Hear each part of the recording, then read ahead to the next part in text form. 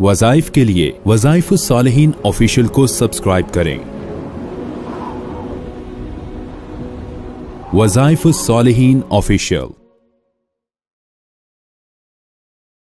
بسم اللہ الرحمن الرحیم۔ اللہ رب العزت نے جمعہ کا دن جو ہے سارے دنوں کا سردار متعین کیا، اور جمعہ کا دن جو ہے یہ اللہ کے خزانے سے لینے کا ایک بڑا ذریعہ ہے۔ اگر انسان جمعہ کے دن عصر کی نماز کو عصر اور مغرب کے درمیان بیٹھ کر ایک مختصر سی سورت قرآن پاک کی پڑھ لے، اللہ تبارک و تعالی اس کی تمام ضروریات کو بھی پورا فرمائیں گے، اور اس پر رزق کی بھی ہر قسم کی وسعت ہو جائے گی، اور اس کی رکاوٹیں بندشیں یہ ختم ہو جائیں گی، کیونکہ عصر کا دن بڑا خاصیت کا حامل ہے یوم الجمعہ کا۔ جمعہ کا دن جو ہے اس کو اللہ نے اتنا خاص متعین کیا ہے کہ اس دن کے اندر اللہ رب العزت جو ہے جہنم سے لوگ جنت کے اندر منتقل کرتے ہیں۔ اس دن میں فوت ہونے والے کی اللہ عذاب قبر سے دوری فرما دیتے ہیں، یعنی اس دن میں فوت ہونے والا عذاب قبر سے بچ جاتا ہے۔ جمعہ کا دن حضرت آدم علیہ السلام، حضرت حوا علیہ السلام جب جمع ہوئے اور جبل رحمت پہ ان کی توبہ قبول بھی ہوئی، تو اس کو